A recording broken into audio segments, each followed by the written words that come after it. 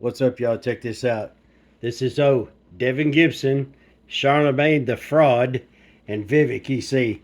And Charlemagne sits up there in his propaganda machine in his own little podcast with his big old throne and all that made up looking gold like he's all something.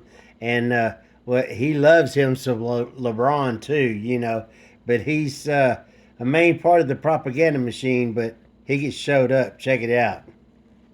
Vivek just walked into the Breakfast Club and straight up told Charlemagne, hold my beer, because I'm about to school you on some American history. You just sit there and play that tired, race-hustling victim card that you do, but make sure that you pay real close attention to these facts that I'm dropping. Yeah. Now, don't be the person who was the slaveholder back then. Be John Adams. That's what we should call ourselves to be. The person who bucks the trend of their time to say, I'm going to speak on my own conviction and do what's different than being the product of my own time. Because anybody can parrot what the slogan is of their day. But the hard thing to do is to say the pack is running this way and I'm going this way instead anyway. And I'll tell you something else. I don't know about you, but Vivek, he's got a lot of ties to a lot of other people. But we'll just have to keep a real close eye on him, right? Well, people like John That's Adams, what we need. People like John Adams are the reason you can point at it and say it was wrong, though, because John Adams knew it was wrong. Well, a lot of people are going to be doing things today that are different than the way that each of us is going to be living our lives and say the same thing in 250 years from now. Somebody else is going to be having the same conversation. Abe Lincoln wasn't around then, man. That was still later on. That was still later on. And we'll just take the story down. We'll just pass this lineage down. We don't talk American history now. Actually, it irritates me. A lot of conservatives talk about the importance of knowing history without actually just talking about history. Let's talk history. So John Adams, you know who his son is? John Quincy Adams.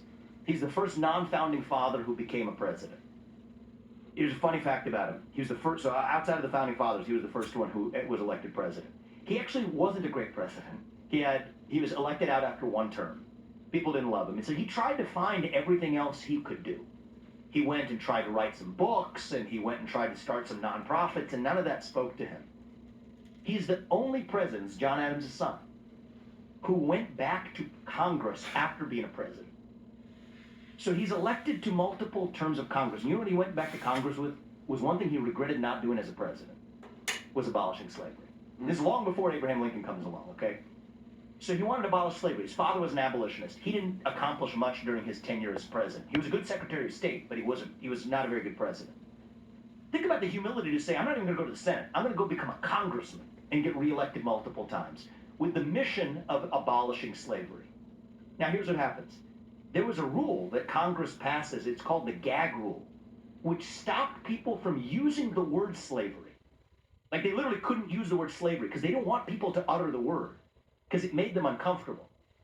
So this guy's already been the U.S. president. Okay, so he has nothing to lose. He's just a congressman now. He says, I'm going to say the word. I'm going to say it, slavery. Slavery, slavery, slavery. There. Congress has set the rule that you can't say the word slavery. Well, I'm going to say it. So they censure him. And have, just like they have today for George Santos or whatever, they'll have the equivalent of kicking him out of Congress. Mm-hmm. So they have his trial in Congress. And he uses his own personal trial, because this guy's got nothing to lose. They use his own personal trial for saying the word slavery when you're not allowed to say the word slavery to make the case for abolition from the stand of his own trial to being kicked out of Congress. At the end of that, they get rid of the gag rule. So you're allowed to say slavery, which opens up the debates that you're then allowed to have. So a year later, about a year or so later, he's given a speech on the Congress floor. I mean, it's amazing, this guy with this humility. He's given a speech on the Congress floor. He has a stroke in the middle of his speech. He dies right there. He doesn't die quite yet. They take him up to the upstairs room, keep him alive for another couple days. And eventually he dies up in that anteroom outside in the same Congress where he then devoted that later stage of his career. And they took volunteers for who's going to be the person who carries out his funeral rites and carries him out. And the guy who raises his hand and does it was a first-term congressman nobody had heard of, hadn't said a word, by the name of Abraham Lincoln. And so these are the stories of our history, man. We don't tell these stories anymore. And we celebrate, we put back our founding fathers and we talk about how these people now you know why they don't teach history, huh, y'all? Slave owners are going to dismiss the ideals they set into motion without recognizing that, like us today, these are imperfect human beings that still strived and to be the best that they possibly could have, just as we do today. And so it But it bothers me but- deeply for us to just lazily reject that, as opposed to saying, we acknowledge those imperfections, but we're founded on the pursuit of a more perfect union. Absolutely, but the reason The you pursuit can't, of liberty, but equality, the and reason justice for all. you can't just dismiss it and say, okay, I'm not dismissing Thomas it, though. Jefferson was Does a it perfect sound like person. I'm dismissing Yes. Charlemagne? Yes, but the reason I disagree with you, man. And I the think reason that you can't if say you were to Thomas put me in the Jefferson. category of the conversation we had and saying that I just dismissed it, I think that Listen to him. I think that's unfair. You I don't can't think that's dismiss it. unfair. I don't think I dismiss it. But I No, he's acknowledge the totality of what a human being is, which is an imperfect Moron. and flawed human being who we can I'm still fine with celebrate. that. I'm fine with that. But you can't That's what we tell, have to be. But you can't tell people just to ignore the fact that Thomas Jefferson. I'm not telling people to ignore it, though. And this is what I think we Yeah, he I'm sits gonna up here say on that bullshit. You and I see think we're that gonna kind take of this seriously. uh, Every one of us has Willy to Wonka acknowledge kind of the full nuances of throne our that you history in got. every direction. To say that we're not going to listen to Thomas Jefferson or their founding was illegitimate because Like they were he- deeply man. imperfect and flawed He thinks he's is something every just. bit as bad as somebody who's going to say that I'm going to See that? entirely dismiss the fact that they were slave owners.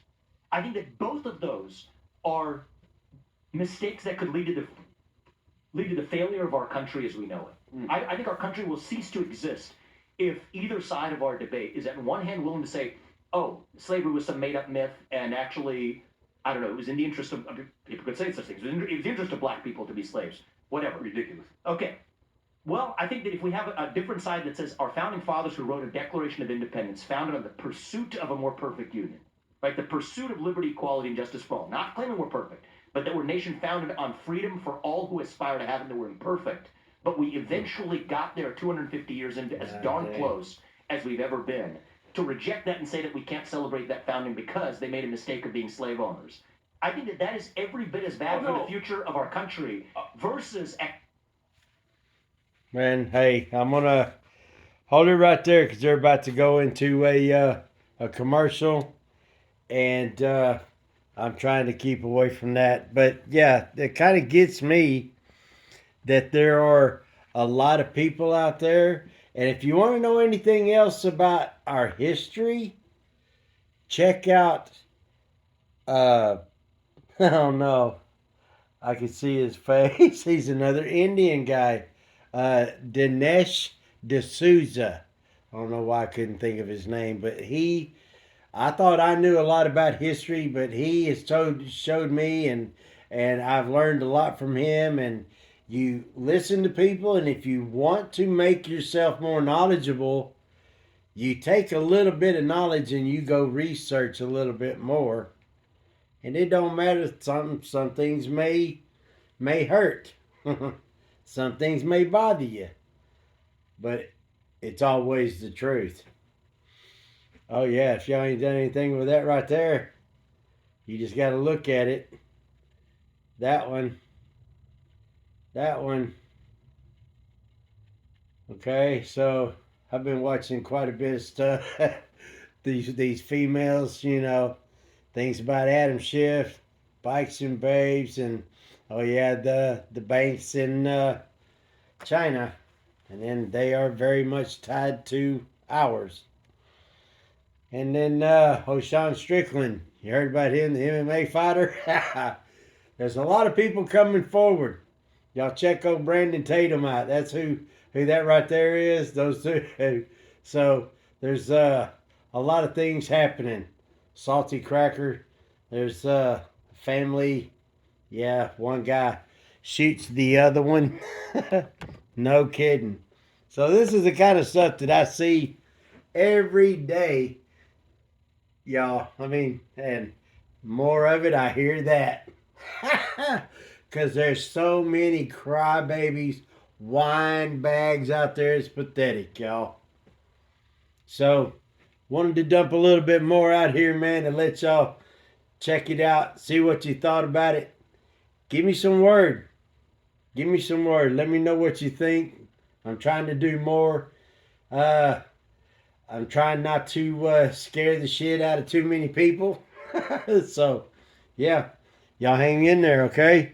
I appreciate y'all. Thank you very much. God bless the United States of America. Screw you, commies, and all you anti-American little fools. Screw you all, boy. Later, Patriots.